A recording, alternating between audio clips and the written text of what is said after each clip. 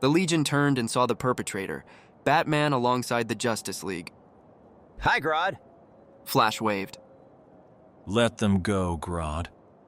The Justice League has finally arrived.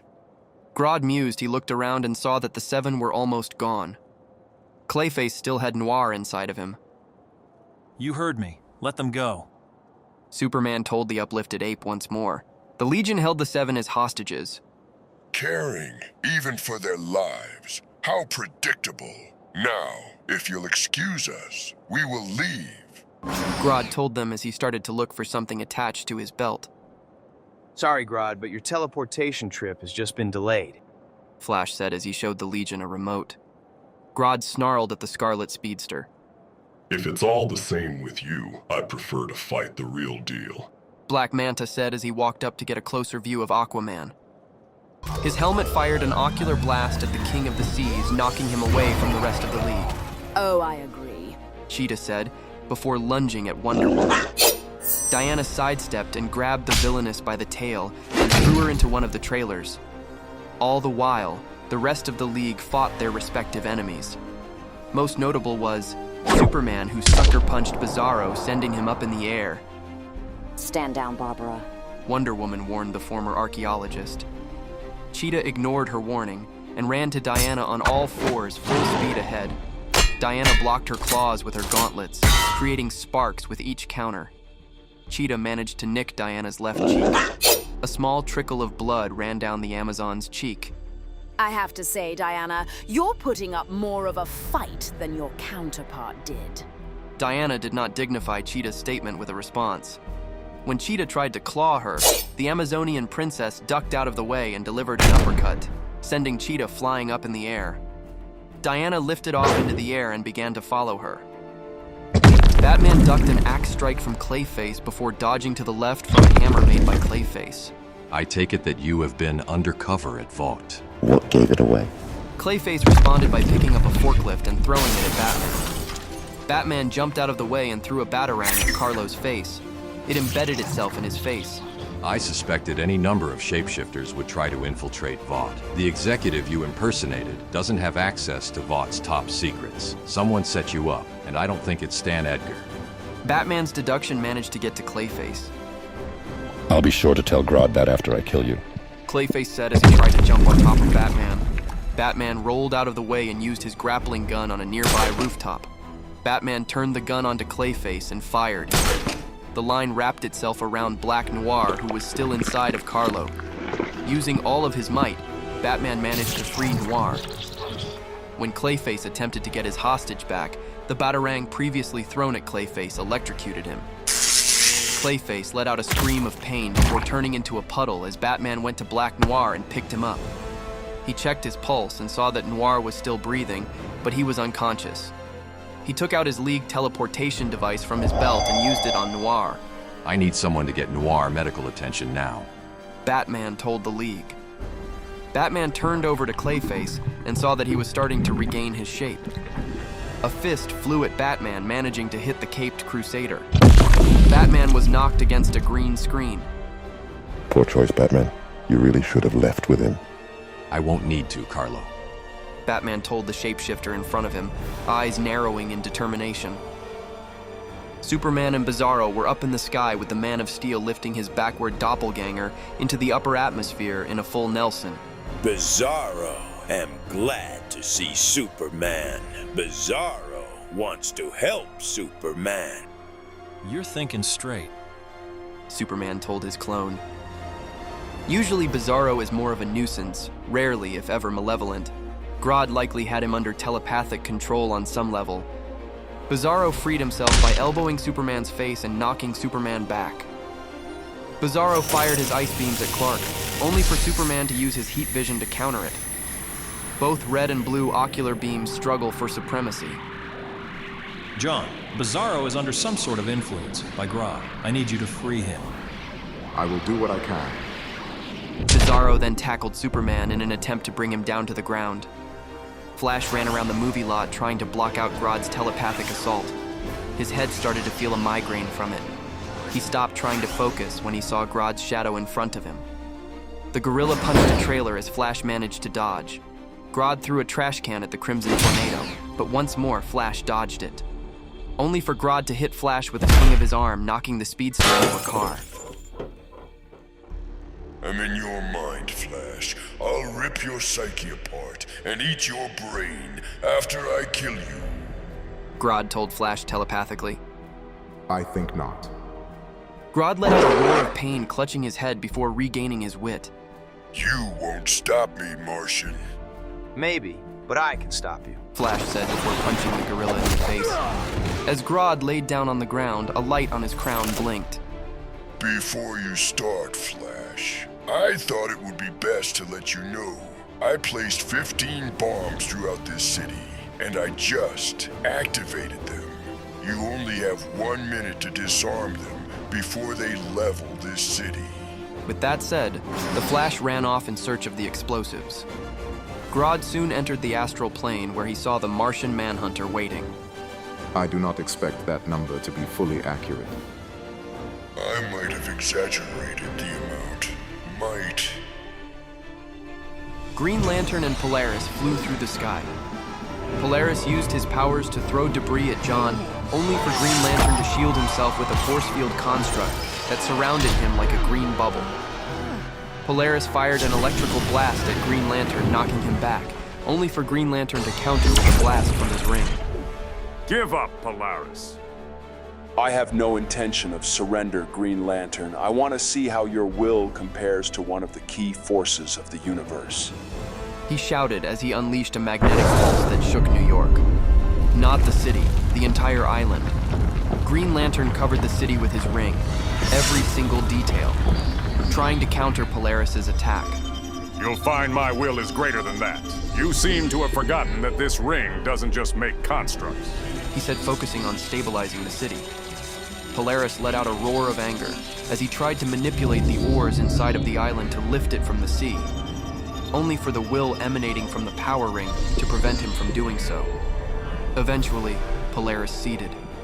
Sweat poured down his head only to be sucker punched by an energy blast emanating from a sniper rifle construct. I warned you. Back in Gotham, the Joker and Harley Quinn were watching the events unfold on TV. The seven were being moved to a hospital. In Joker's hand was a box of popcorn. Now that was a train wreck. I loved it. My favorite part was when the fish rapey guy lost his arm. What about you, Mr. J? Everything that happened to Homeboy. Circe teleported into the room, a look of displeasure on her face. Oh, hello there, Joker said, ignoring her look of annoyance. What is this? Circe demanded.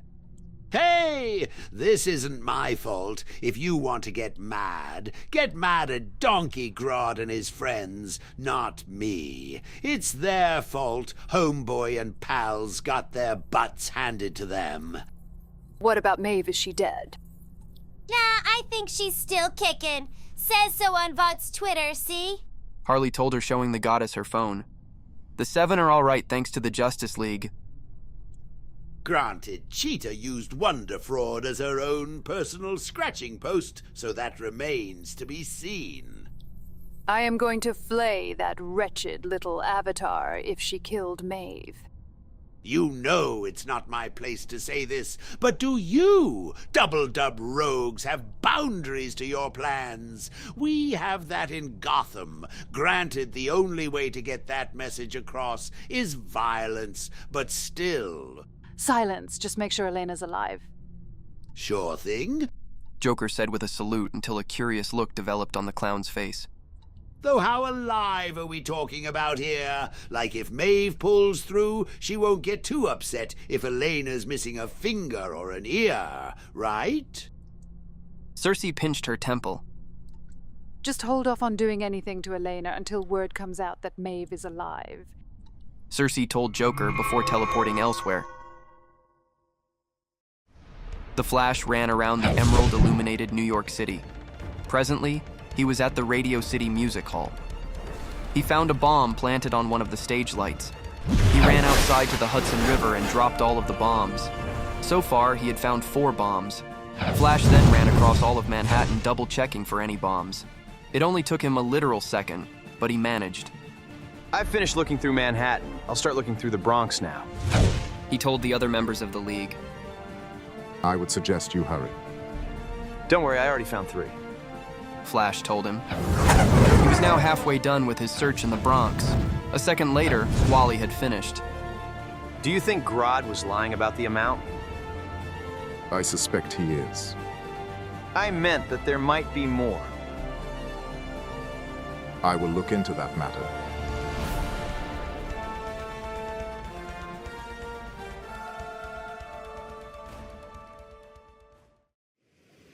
Soldier Boy looked through binoculars from their boat. They were going to Rikers Island, where he saw the soup division of the prison. With him were Butcher, Hughie, Manchester, Trickster, Frenchie, and Captain Boomerang. Can't believe they arrested Thing 1 and Thing 2 over herogasm. Arse-fucking people to death is sort of frowned upon, mate. When I started herogasm, the whole point was to bring in soups to fuck all night without restraint. Of course, with those twin fucks taking care of it, it went to shit. You started herogasm? Me and a soup named Liberty. Damn, she was a firecracker. Thanks for ruining it for me. Guys, can we have a talk? Hughie asked. Hughie, Butcher, and Frenchie went to the lower deck of the boat, away from the rest of the Suicide Squad. So? Hughie whispered. What's the plan? I'll cause a blackout. Trickster will hack into their system so the League won't know. No. Hughie said and immediately regretted saying it too loudly. I mean, we won't actually help this guy, right? It's Soldier Boy. He's basically vintage Homelander. We don't have a choice. Butcher said and pointed to the scar on his neck where Waller implanted the bomb. You have a choice. Trickster said he stood behind them on the stairs to the lower deck. Granted, they're mostly not great choices, but they are there. Grown-up talk, fuck off. Keep hurting my feelings, man. Now, for the choices, how about a prison break during the prison inn? What about MM and Kimiko? Don't worry, Hughie. We're not going anywhere with Spiky Head. Butcher walked towards him and faced down the Trickster. Because we're not fucking dense enough to trust a bloke who calls himself the Trickster. Trickster smirked. Despise, shame. He didn't know the proper response until he said, Hey, you've been bitched by every single supervillain in Gotham and got your ass kicked by Deathstroke. Maybe you should see you're not hot shit and I'm the bigger fish in this pond. Butcher pushed Trickster, and he fell with his back on the stairs. Butcher walked up and was followed by Hughie and Frenchie. On the upper deck, Captain Boomerang ate popcorn and watched footage of the Justice League fighting the Legion of Doom on the set of Dawn of the Seven. Soldier Boy watched it curiously. That's Superman? He's wearing a cape? Ha! Manchester Black laughed. He could rip your head off with a punch. Hey, Troll Doll, Waller sent you with the rest of the losers. Kicking your ass doesn't prove he's tough. Manchester's eyes lit up green and the boat shook. Soldier Boy didn't say a word, just showed Black the screen with his picture and threatened to press the button. Didn't your old sweetie wear a cape? That's how I knew she was up to do anal. Butcher watched the footage, but didn't pay much attention to it until they showed the Seven. They were being rushed to the hospital. They looked destroyed and broken. Frenchie laughed, but Butcher didn't. His breath got heavier, angrier. Monsieur Butcher, aren't you happy about this? They saved him. Homelander was about to die, and the Justice League saved him. Grodd and Martian Manhunter were in the middle of a telepathic duel. Grodd was surrounded by a psionic wall that the Martian was unable to break through. Then the wall burst into flames. John walked back. A trauma had apparently woken up. Horrible memories began to flood his psyche, which was all Grodd wanted, until the Martian grew a pair of hands that grabbed the ape's projection, allowing John a glimpse into Grodd's mind. Until John was stomped on by Giganta, as well as 5 more times just to be safe. I think I got him, she told Grodd. Only for Martian Manhunter to appear out of thin air, Giganta tried to swat him, but her efforts were in vain as the Martian turned himself intangible. John knocked her down with 1 punch to the chin before telepathically looking into her mind. Flash, there are more bombs. I could not get the location or amount, but there are more. Thanks. I appreciate it, John. Did you get the time? 2 minutes. Aquaman charged at Black Manta, tackling him through a truck. I've been waiting for this a long time, Your Highness. Manta said as two blades came out from his wrist gauntlets. For once, you and I are in agreement. Aquaman's hook and Mantis's blade clashed sparks, igniting with each blow. I have to say, you're doing pretty well without the other hand. Manta taunted. Arthur shot his hook at the left blade, breaking it. You love to bring that encounter up, but I proved then and there that I can beat you with one hand. Aquaman said before punching Manta down the street. Manta collided with a fire hydrant. The two archenemies got into a knife fight. Manta managed to leave a cut on Arthur's pectoral. I have to say, fighting the ripoff was unsatisfying. Left a bad taste in my mouth. Couldn't even imagine it was you whose arm I blasted off and stabbed in the gut. Is this supposed to be another taunt? No, just wanted to make it clear that I am no bottom feeder. There's no fun in fighting a guy who can only kill time. Manta said, blasting Aquaman into a building. But I am going to enjoy this. Clayface chased Batman into one of the studio warehouses. What did Grodd promise you, Carlo? Batman's voice echoed throughout the warehouse. What do you think? A cure? I can help. Don't give me that crap. You've told me that for years. And look where we are now. Still playing the same game. Both of us chasing one another. We can end it here now. Batman pleaded. Clayface was taken aback by this despite how recurring this was. I'm sorry, but I've made up my mind. It's funny, you know, being back at a movie set. Reminds me of the good old days. Sure, I'd never star in something like this, but it's still nostalgic to me. There was a momentary silence. Then, I'm sorry. All of a sudden, two objects were thrown at Clayface. Before he could react, Clayface felt his body freeze. He tried to save himself, but he was practically an ice sculpture. This is Batman. I've stopped Clayface. He told the rest of the League, looking regretful at the man he defeated. Batman noticed something on a nearby storage box, and thinking it could be useful, he grabbed it.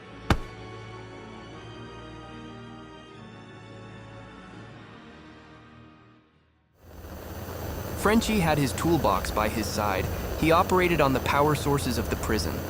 With a few touches from him, the lights went out. We're in, he said through his earpiece. Not according to the security system, we aren't. Trickster watched the prison through the camera's operation room. The guards were knocked out. Hughie and Butcher zip-cuffed them. On the screens, Soldier Boy and Manchester Black walked by the cells, and guards ran towards them. Black made one movement with his hand, and the guards were thrown against the bars and knocked out. Manchester touched his earpiece and whispered, "This cunt is gonna have our heads popped. Waller made a huge mistake putting this demented freak in charge." I don't like him either, but he seems to be doing fine. The plan worked just like he planned. Until his PTSD is triggered. How do you know he has PTSD? I saw it on some blokes back when I worked for the Crown. The signs are subtle, but they're there. What do you think would trigger his PTSD? Fuck if I know. My bet is that he'll go atomic the second something reminds him of what the Reds did to him for the past 30 years.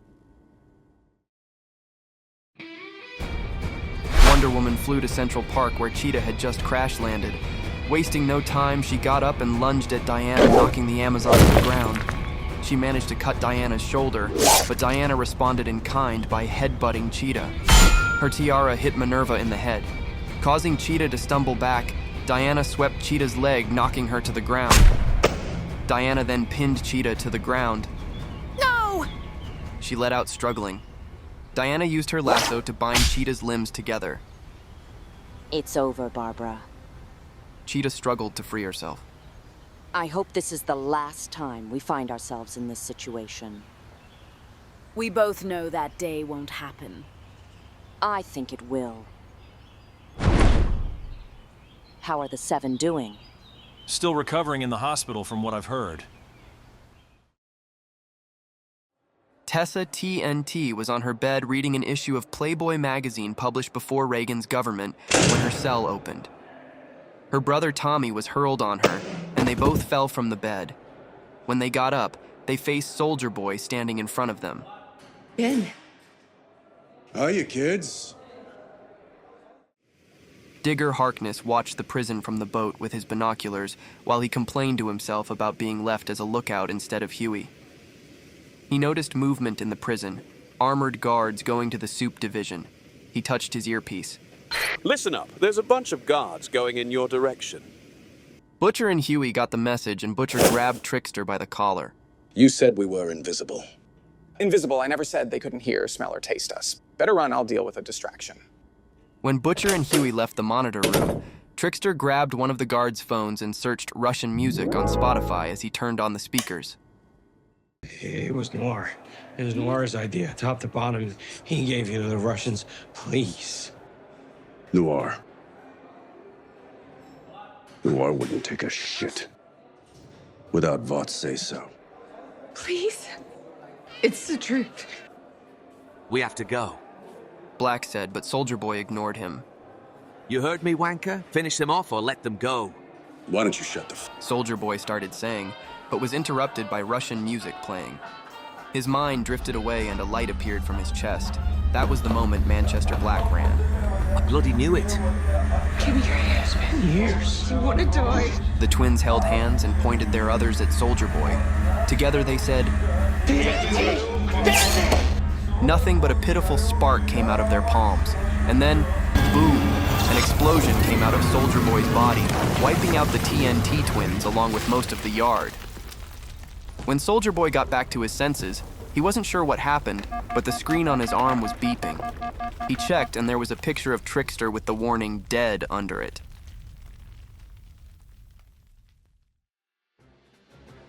Flash ran back and forth throughout New York, checking each and every borough.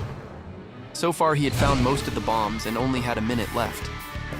As he ran across Staten Island, a thought had occurred in the Flash's mind. Perhaps Grodd was lying about the number of bombs. There was only one way to prove that. Wally ran to the sea and dropped the bombs Grodd had into the Atlantic Ocean before running back to New York with 30 seconds to spare, using just about most of his speed. Almost immediately, he was back at the movie set and punched Grodd, knocking him into a trailer. Grodd angrily got up. John, now! Flash called out to the Martian Manhunter, who began to scan Grodd's mind. Well? 20 bombs. Flash let out a sigh of relief. I got them. Martian Manhunter was knocked into a building by Giganta. Grodd then began to telepathically assault the Flash's mind. Flash let out a scream of pain as Grodd charged at Flash. Flash managed to dodge, but only barely. Fast as you are, Flash, even you can't outrace the speed of thought. Maybe so, but we've had the same song and dance routine before. Not just with me, too. This time, it will end. I will tear your mind and body apart. Flash was knocked back into the studio's fence. Superman and Bizarro were fighting across the globe. Right now, they were flying over the Pacific Ocean. Bizarro's flight pattern was erratic. He was literally zigzagging. Picking up speed, Clark got under Bizarro and punched him with all his might. A sonic boom emerged from the impact as Bizarro was launched into orbit. Superman followed him, and the two began to exchange blows. John, Bizarro is under some sort of telepathic control. I need your help to free him. Superman telepathically told Martian Manhunter. Martian Manhunter was dealing with Giganta, who was about to stomp on him, only for Wonder Woman to appear and lift Giganta's foot. Go, I can handle this. John nodded and flew up into orbit. There he saw Superman and Bizarro wrestling with one another. The fight between Aquaman and Black Manta had now reached the docks. Both men jumped into the water, and the fight continued from there. Just then, Manta's fleet began to appear. The subs began to fire lasers and torpedoes at Aquaman. The submarines were then flipped over by a pod of humpback whales. Manta and Aquaman began to exchange blows, their punches sending shockwaves throughout the sea at least 100 miles. Aquaman tackled the sea pirate down to the sea floor before delivering a punch to the gut. Manta fired a laser blast at Aquaman, sending him back some yards. This isn't your turf. Maybe, but the locals know how to address a king. Just then, the tentacles of a colossal squid wrapped itself around Manta. Manta attempted to free himself, but was knocked out by a punch from the king. Aquaman put Manta on his shoulders and swam back to the coast on the back of a humpback whale. Green Lantern and Polaris fought in the sky. Polaris fired energy blasts at Green Lantern, but Green Lantern's shield proved too much. Green Lantern fired a beam at Polaris, but unlike the other ones, this one lingered on Polaris, draining his energy. Polaris could feel himself losing strength when he noticed an airplane not far. Using the last bit of strength, he shut off the plane's power. Damn you! John Stewart said as he flew over to the downed plane. GL used his ring to restore power to the plane. Then he used it to make sure to protect the plane in case it could not stabilize from free fall by covering it with an energy shield. Polaris flew into view. John Stewart eyed something else in the distance. The Green Lantern fired another beam at Polaris, but this one had no effect. What kind of construct were you even trying to make? Hey, Fulton. Just then, the construct created a parachute that opened up. The parachute then latched onto a plane construct created by Guy Gardner. I'll take this asshole to jail. No problem. Green Lantern used his ring to help guide the plane back into flight.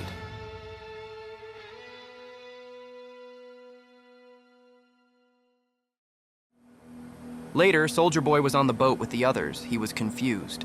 They were being followed by boats from Rikers, but that didn't bother him. What happened back there?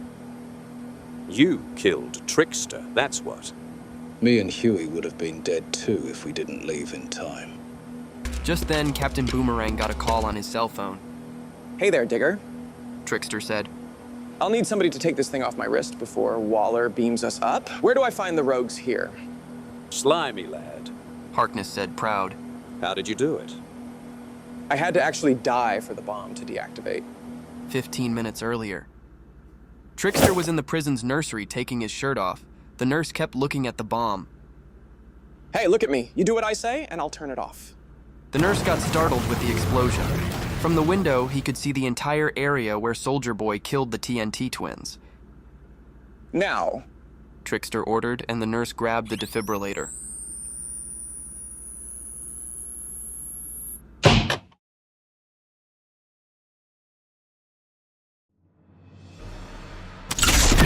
Flash dodged a laser blast from Grodd. Even you can't run forever. Oh yeah? Watch me. You've been played, Grodd. Batman said, standing on top of one of the trailers. Grodd turned over to Batman. What are you babbling about, human? The V-24 you've been looking for, someone told Vought to place it here. The executive you had Clayface impersonate didn't have access to it, but for some reason Vought allowed him to. Grodd looked at Batman, seeing his logic. I'll have to look into that matter after your death. Grodd began to telepathically assault Batman's mind, bringing the caped Crusader to his knees as he fought back. Your resolve is impressive, Batman, but it's a shame you're still only human. Grodd said. He turned over to Flash. Both of you. Just then, Batman pressed a detonator, causing the onset pyrotechnics to go off, distracting Grodd and allowing the Flash to sucker punch him. Grodd was knocked out in the middle of the green screen. Flash and Batman managed to recollect themselves. You all right, Bruce? I'm fine.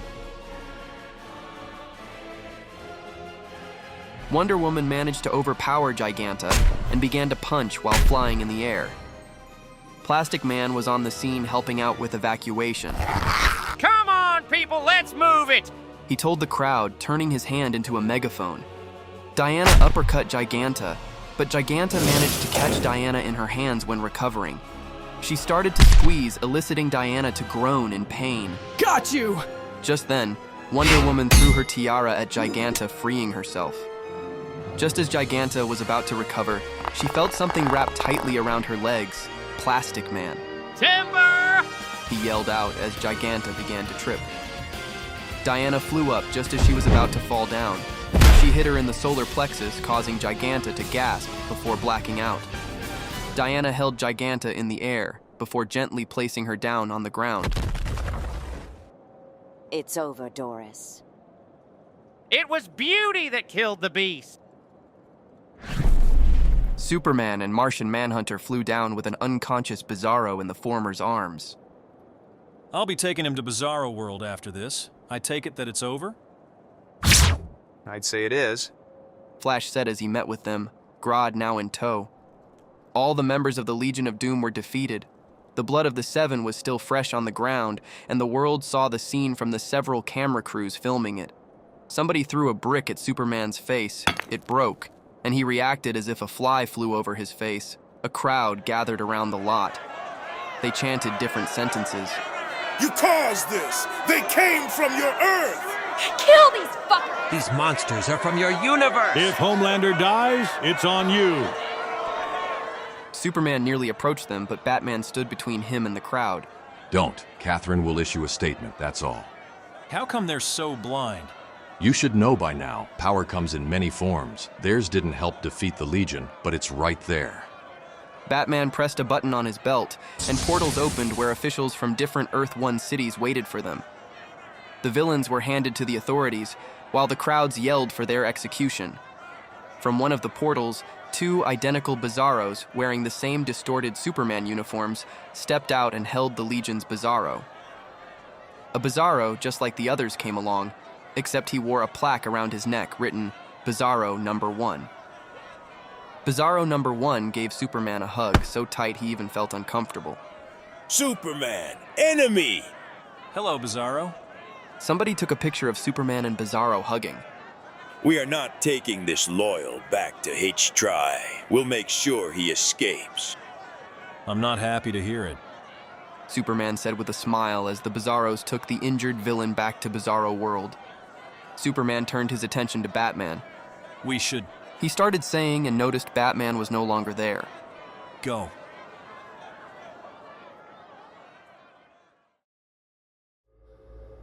Annie saw the news on the TV in her watchtower cell. Footage of A-Train, Stormfront, the Deep, and Homelander being carted to a hospital made her feel some joy. Until she saw Maeve, which diminished her schadenfreude. It made her feel relieved that she was no longer a member of the Seven. The League was going to decide on what to do with her soon. She had no idea what the future had in store, but she already made up her mind.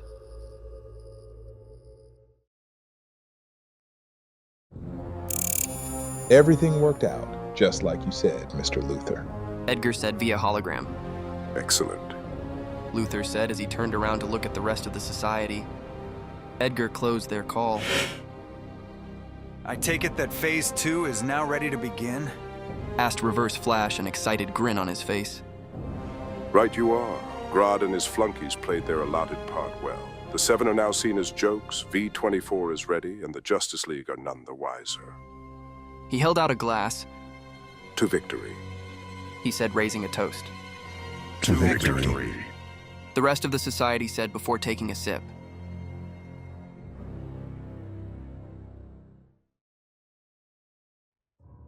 At Vought Tower, the Seven were being treated for their injuries, all except one, who managed to heal much quicker than expected.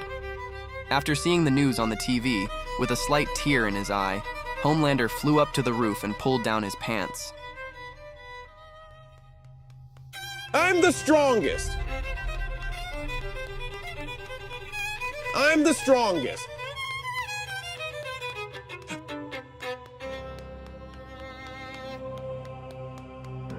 There's no one stronger than me! No one!